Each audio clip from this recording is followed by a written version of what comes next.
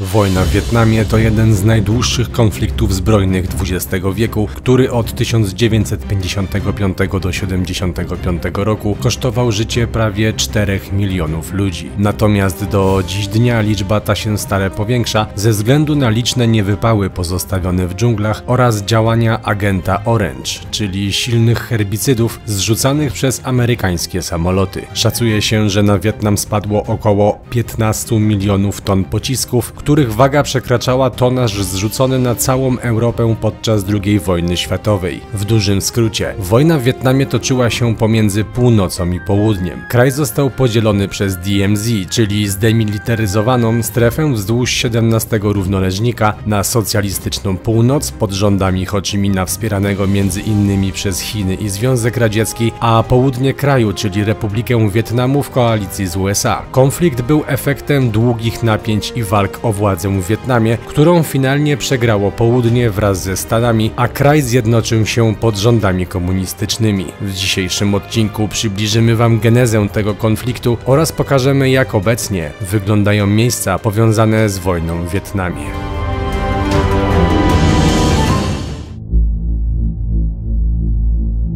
Jesteśmy w miejscu, w którym zaczynamy naszą przygodę, a mianowicie pierwsze i chyba najbardziej znane miejsca, mianowicie baza Khe Sanh Combat Base. Ona powstała w 1962 roku i praktycznie była, można powiedzieć, głównym miejscem na mapie DMZ, skąd był prowadzony monitoring infiltracji sił północnego Wietnamu oraz broniono tutaj po prostu mieszkańców lokalnych z południa. Ta baza była takim głównym checkpointem, przez którego nie można było dopuścić, aby siły północnego Wietnamu wdarły się na południe Wietnamu. No i w różny sposób Amerykanie chcieli właśnie tym jakoś zarządzać. Przede wszystkim baza miała być na tyle nowoczesna, żeby zminimalizować ilość ludzi, którzy tutaj pracowali, na przykład różnego rodzaju czujnikami porozstawionymi na 30 km długości DMZ oraz 10 km jej szerokości. Ale czy to przyniosło jakiś efekt? Czy ta baza w rzeczywistości teraz już po tym całym czasie miała dosyć znaczące zadanie? Zaraz się o tym przekonacie. Jedno z nielicznych miejsc w DMZ, czyli właśnie w tym pasie, w którym my teraz jesteśmy, które, słuchajcie, zostało rozminowane i udostępnione turystom. Zobaczcie, możemy wejść do środka. Jeszcze worki z betonem, ale to piach wymieszany z betonem. Wiesz co, i wiesz, to się prosto robi, bo układasz takie worki, zalewasz je wodą, no co tak, nie? No już zostałem na... Blacha w środku jest zrobiona, widzisz, jako taka podpórka. I słuchajcie, tak wygląda jeden ze schronów amerykańskich, że tak powiem. Na środku klepisko, tu jeszcze są jakieś łuski. A zobacz, z czego wyparli ściany. To są chyba, tak nie jestem pewien, tak, ale... skrzyniak właśnie na jakieś pociski, co? To, nie, to są te trapy takie do przejazdu czołgów na przykład. Tak sądzisz, czy jakichś transporterów, czy samochodów. No, że to mogli, wiesz, w dżungli wrzucać w błoto i tak dalej i po tym jeździć. Takie zaciskowe, no możliwe, że to... Bo jedno na drugie. Chyba, że to są jakieś rodzaje skrzyń po prostu, które się zakleszczały. Nie wiem, ale to jest oryginał z tamtych czasów. Zobaczcie, są jeszcze okienka strzelnicze porobione. Bardzo prosta rzecz, co nie? Ale zobacz, skuteczna. Jakby nie było właśnie skuteczna. A skuteczna dlatego, ponieważ musicie wiedzieć o jednym bardzo ważnej dacie i bardzo ważnym wydarzeniu, które wpłynęło na tak naprawdę dzieje całej wojny amerykańsko-wietnamskiej. W styczniu 1968 roku, pomimo tych wszystkich zabezpieczeń, jakie zostawili tutaj Amerykanie, przedarli się Wietnamczycy, atakowali przez 77 dni właśnie tą bazę, w której mieściło się 6000 żołnierzy Marines, którzy ciągle się bronili. A nawet doszło do tego, że nazwano jeszcze pomoc tej obrony akcję Niagara, gdzie zrzucono właśnie na tych żołnierzy Wietnamu Północnego ponad 114 000 ton bomb. No i wiele osób może myśleć, że to jest kolejny sukces Amerykanów. Nic bardziej mylnego, ponieważ w lipcu zniszczono tą bazę i pozrzucono. Podkopało to bardzo morale ludzi i żołnierzy tutaj, ale również coraz większe protesty w samych Stanach Zjednoczonych doprowadziły do tego, że jak już wiecie, w 1977 roku praktycznie Stany Zjednoczone opuściły terytorium Wietnamu. No i Wietnam po chwili stał się jednolitym, czerwonym krajem. Wybaczcie mi, nie jestem specjalistą czołgów, więc nie wiem, co to jest za typ. Widać, że ewidentnie brał udział w działaniach wojennych, jest zniszczony. No nie odkryłem Ameryki, ale tak Ładnie to brzmi, ładnie jest napisane, że w 68 udało się żołnierzom przełamać oblężenie, ale teraz tak przechodząc na taki czynnik ludzki, to wyobraźcie sobie, co się musiało dziać, w jaki sposób właśnie się odbywać takie przełamanie oblężenia, że tak w cudzysłowie. Trzeba było się przebijać przez dżunglę, tutaj nieznajomość terenu, górzystego zresztą, terenu pełnego dżungli, więc taki normalny sprzęt wojenny nie zawsze w pełni się sprawdzał. Wiadomo, że czołgi i tak dalej to była ogromna siła, ale w ramach wojny partyzanckiej to tutaj rzeczywiście te walki były bardzo, bardzo krwawe i mówię stricte teraz o bazie, w której się znajdujemy, więc tym bardziej wracając do tego wątku, że oddanie tej bazy praktycznie za darmo, to też było takie bardzo niszczące morale, można powiedzieć, jeżeli chodzi czy o żołnierzy amerykańskich, czy o żołnierzy południowego Wietnamu. No bo dla takiego prostego żołnierza ciężko zrozumieć właśnie, skoro tyle czasu spędził, tylu jego kolegów walczyło o to miejsce, to czemu później politycy czy wojskowi generałowie zdecydowali, żeby właśnie to miejsce oddać, ale no cóż, szersza strategia w tym wypadku. Zobaczcie, to jest jeden z symboli wojny w Wietnamie, jeden z właśnie z takich legendarnych śmigłowców, tak zwany Chinook. Śmigłowiec, który służył do transportu w dużej mierze, czy właśnie wojsk na dalsze odległości, ale przede wszystkim służył właśnie do, nie wiem, ewakuacji zniszczonych śmigłowców, do transportu broni, żołnierzy itd., ale jeden właśnie z takich kultowych symboli, jeżeli chodzi właśnie o wojnę w Wietnamie. UMS jest, że to amerykańskie. W ogóle zobacz, że tu są ślady po kulach. Tak, też na to zwróciłem uwagę. Widzicie? To wszystko to są no, rykoszety poodbijane. Tutaj jest też rozerwane. W ogóle jak rozwinęło rykoszetem, widzisz, na zewnątrz. Aha. A tam na przykład w tej dziurze mogli składować amunicję, to nie? No i zobacz, wyobraź sobie, że jesteś czymś takim. Rok 68, czyli można powiedzieć nie tak dawno temu. I tutaj w tych lasach czają się ludzie, którzy oblężają cały twój teren bazy. 6000 twoich braci, co chwilę ostrzeliwani, dzień, noc, deszcz w takiej dżungli, gdzie nie znacie praktycznie tego terenu. No co prawda są naloty na tych ludzi, ale mimo wszystko Wietnamczycy opanowali do perfekcji praktycznie omijanie tego wszystkiego, więc oni działali w taki sposób, że jak coś Amerykanie robili, to oni to szybko, no można powiedzieć, nauczyli się obchodzić i za każdym razem tak było. Więc Wietnamczycy tak naprawdę wygrali tą wojnę sercem i tym, że nigdy nie odpuścili. Zobaczcie, my jesteśmy tutaj.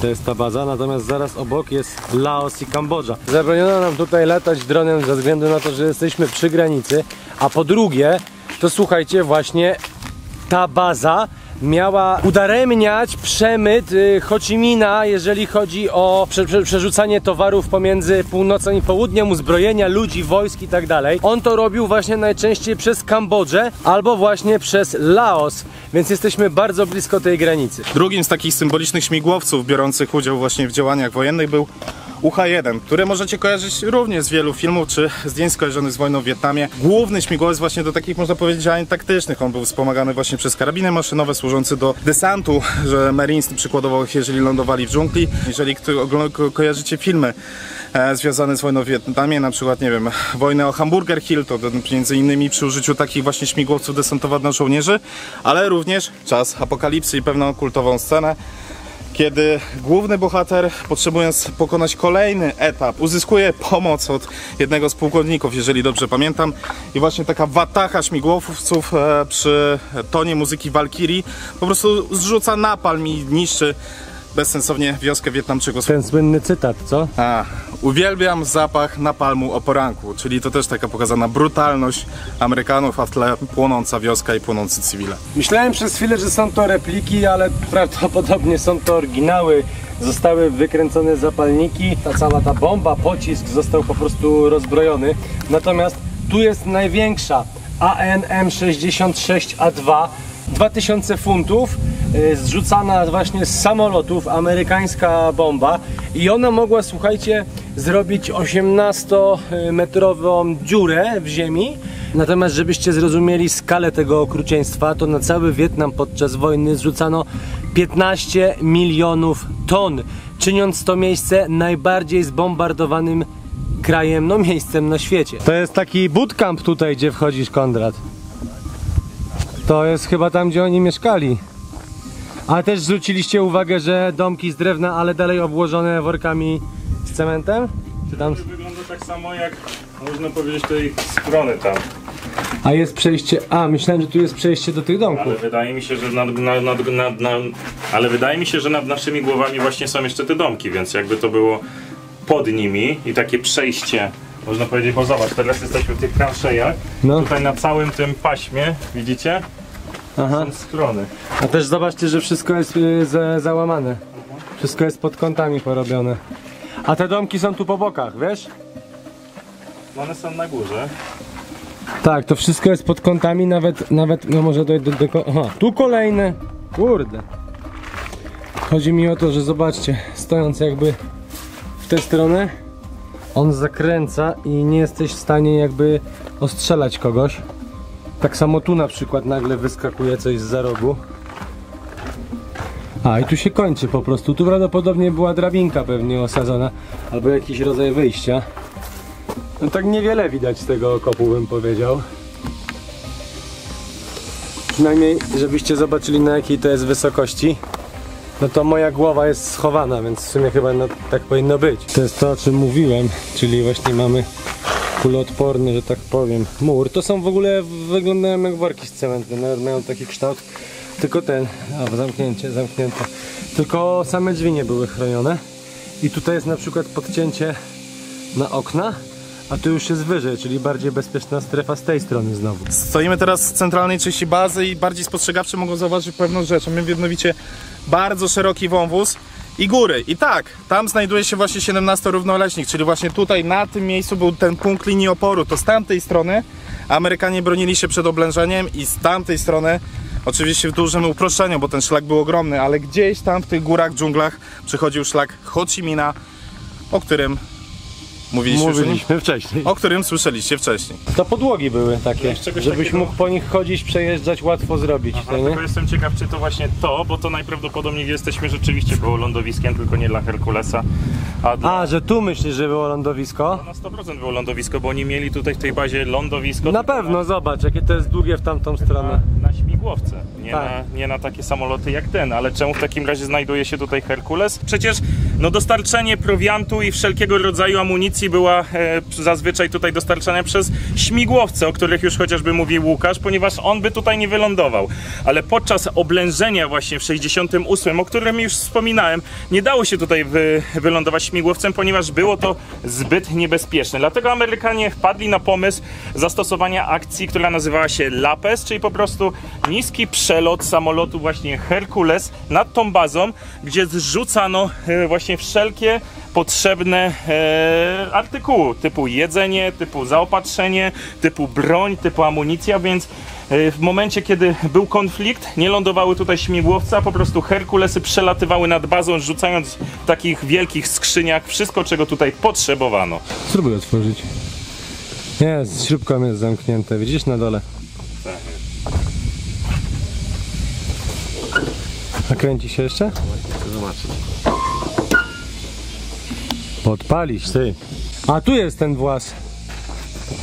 Widzisz? No i z tyłu pewnie. I tu jeszcze jak jest fajnie zrobione, zobaczcie, że ta część jest z poszycia taka wzmocniona, jakby nią przypieprzył, wiesz o co chodzi? No, tutaj, wiesz, w ogóle to pewnie tak, raczej tak to wyglądało, że nawet podczas lotu otwierano tą część i z niej zsuwano te ładunki. To jak są te takie hardkorowe filmy, tak. Widać, że teraz nawet czy w Afganistanie zrzucali, co nie? Takie wielkie te czołgi całe przecież na samolotach. Paki z tego właśnie spadochronami, tak. One tu spadały, a Wietnamczycy raczej tego nie przechwytywali z tego względu, że widząc parę Herkulesów przedlatujących nad nimi, raczej woleli się... A Herkules był uzbrojony też, raczej czy nie? woleli się schować, no wydaje mi się, że on był tylko transportowy. Był takim samolotem transportowym, nie? Okay.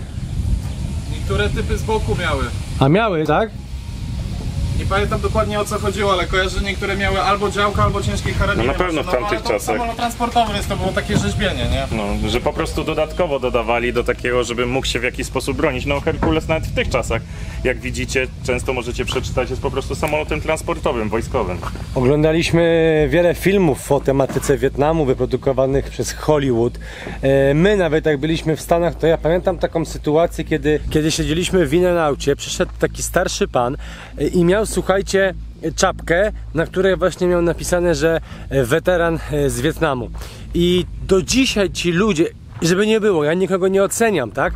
Do dzisiaj ci ludzie jakby są w Stanach uważani za bohaterów wojennych i tak dalej.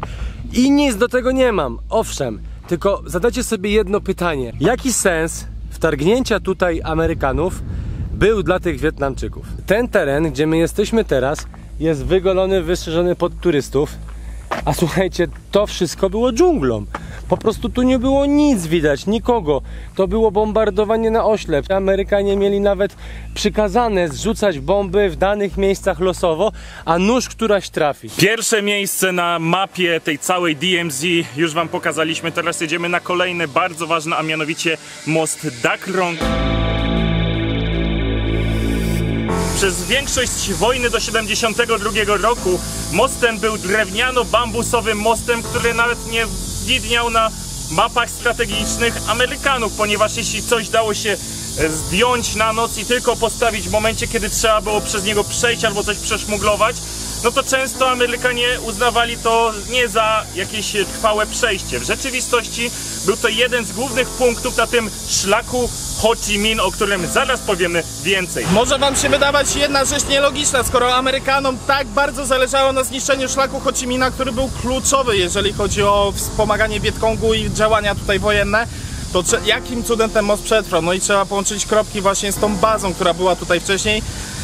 Amerykańskim. Dopiero po upadku tej bazy Wietnamczycy byli w stanie utworzyć taki prowizoryczny żelazny most, który i tak był bombardowany, starano się go zniszczyć za wszelką cenę, ale dawano radę go odbudować przy pomocy po prostu prostych narzędzi. Właśnie w przeciągu jednej nocy, przed ustanowieniem tego żelaznego mostu, używano właśnie zwykłych, takich prostych bambusowych mostów, które były składane i rozkładane w przeciągu kilku godzin, tak aby ten transport broni, leków, ludzi był cały czas szedł do przodu, a wywiad amerykański nie był w stanie tego wykryć, no bo jak wykryć coś, czego nie ma, co znika po paru godzinach. Na ten teren spadło około 800 000 ton bomb i min i wszystkiego, co tutaj było, które nie wypaliły, które nie wybuchły, więc budując ten most wykopano około 100 niewypałów, a do tego jeszcze zrobiono ten most w taki sposób, aby jak najmniej doprowadzać do tych osuwic, których może jeszcze, wiecie, być jakaś na przykład jakiś niewybuch. W dalszym ciągu kąpiel w tej rzece jest niebezpieczna, więc można się kąpać tu tylko w miejscach ogólnie wyznaczonych, takich przez miejscowych, ewentualnie na własne ryzyko, bo zawsze może ciebie coś strzelić. No tutaj dochodzimy do tego jednego z filarów, ale da się zejść na razie, spoczko, wiesz? I zobacz, ile ich tutaj jeszcze może być dookoła. Po prostu Amerykanie tu zrobili deszcz bomb przez te 20 lat. Zrzucili 15 milionów ton bomb. Zobaczcie, jak to koryto rzeki jest płaskie i rzeczywiście wydaje się, że pokonanie rzeki jest najtrudniejszą rzeczą, jeżeli chodzi o logistykę, ale w wypadku, kiedy rzeka sięga po kolanach w niektórych miejscach, jest naprawdę bardzo wąska, to aż się prosi właśnie o przerzucanie logistyki i tutaj z jednego brzegu na drugi, w momencie kiedy nie przelatuje żaden patrol, to jest kwestia przejścia kilkunastu minut i nie ma. Partyzanci zginają z powrotem w dżungli i są nie do wykrycia. No. Te cykady słychać. Cykady na cykladach. Niby cienia, a jeszcze bardziej duszno, nie? Wioska Winmoc. Normalnie można by tam wejść, ale jako że jesteśmy tutaj no, w dniu ich wyzwolenia, no to mają święto narodowe i już niekoniecznie możemy tam wejść. Dlatego o niej wam opowiemy. Wioska ta była jednym z częściej ostrzeliwanych miejsc przez Amerykanów podczas tej wojny. Ale czemu? Ponieważ Amerykanie rozkminili, że dostarczają ludzie z tej wioski zaopatrzenie oraz broń, amunicję oraz zwykłych ludzi, którzy na wyspie Kokon siedzą. Kokon w ogóle też jaka nazwa. Siedzą i infiltrują Amerykanów. Obserwują ich i wiedzą, co się dzieje, więc wyprzedzają ich o jeden ruch. Sama wioska w pewnym momencie musiała albo kapitulować, albo zejść pod ziemię. Ludzie stwierdzili, że nie uciekną ze swojej rodzimej wioski, po prostu zejdą pod ziemię. Na początku zaczęli tworzyć tunele w głębokości 10 metrów, ale bomby penetrujące dosięgały często właśnie na 10 metrów, więc musieli je jeszcze bardziej obniżyć. Były złożone z 3 poziomów. Pierwszy poziom, gdzie było zaopatrzenie, drugi poziom, gdzie można powiedzieć, że były sztaby, więc tam podejmowano wszystkie decyzje oraz na najniższym poziomie 30 metrów działo się normalne życie. Mogło tam mieszkać do 90 rodzin. Tunele te robiono mniej więcej około roku, więc bardzo szybko, ale były tam stołówki, rodziły się tam dzieci, ludzie normalnie żyli. Oni nie byli po stronie lewej, ani po prawej, ani po północy, ani po południu. Oni po prostu pomagali Wietnamczykom. I byli to zwykli ludzie, którzy po prostu byli narażeni na bombardowanie, ciągłe bombardowanie, bo przez tą pomoc Stany Zjednoczone stwierdziły, że trzeba ich unicestwić, aby nie pomagać tym ludziom na wyspie, ponieważ jest to ważny cel strategiczny. Sama ta wioska jest symbolem nieustępliwości zwykłych ludzi, którzy na co dzień musieli zejść pod ziemię, aby przeżyć. Chcemy nagrać tą górę i zobaczcie, jedziemy sobie rzeką.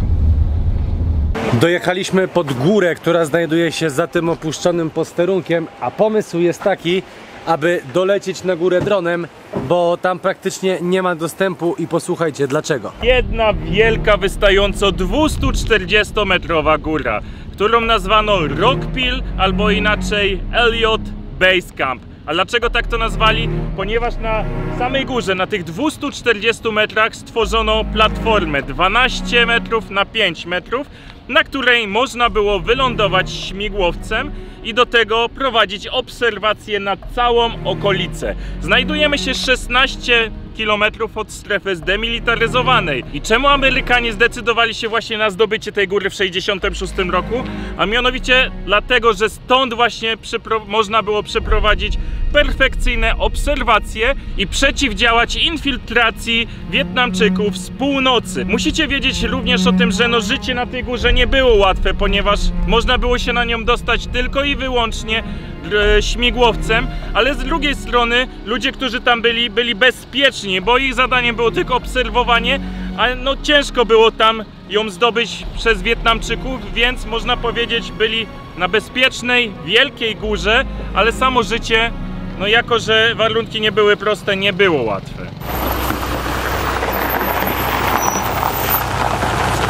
Mam rozkminę, czemu oni nie jadą przez most? Że zawaleniem grozi. No chyba tak, bo innej opcji nie ma. No bo z automatu jeden i drugi zjechał tutaj na dół, nie? Jest jeszcze jeden ważny aspekt wojny amerykańskiej, ponieważ tak na nią mówią w Wietnamie, a mianowicie agent. Agent Orange. Agent Orange, czyli chemikalia, czyli tak zwane herbicydy, które zostały zrzucane z samolotów na rozkaz rządu Stanów Zjednoczonych i szacuje się, że 1/4 Wietnamu Południowego została skażona tymi herbicydami. Słuchajcie, czemu mówię o tym na lotnisku międzynarodowym Da Nang? Ponieważ to właśnie tutaj składowano właśnie te toksyny, to właśnie stąd wysyłane były na dżunglę i stąd opryskiwano wioski.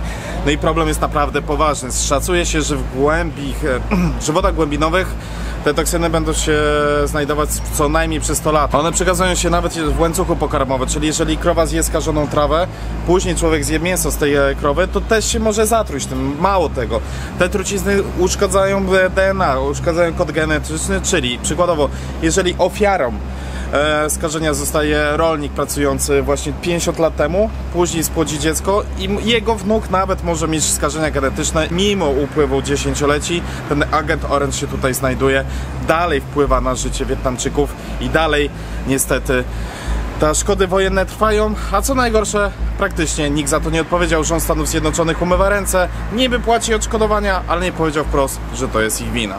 I tutaj kończy się nasza wyprawa po historycznych terenach DMZ. Ale nie kończy się nasza wyprawa po Azji. To lotnisko to nie jest przypadek, nie tylko skażenie, ale również kolejny etap naszej podróży. A tych etapów jest bardzo dużo i chyba to po nas widać.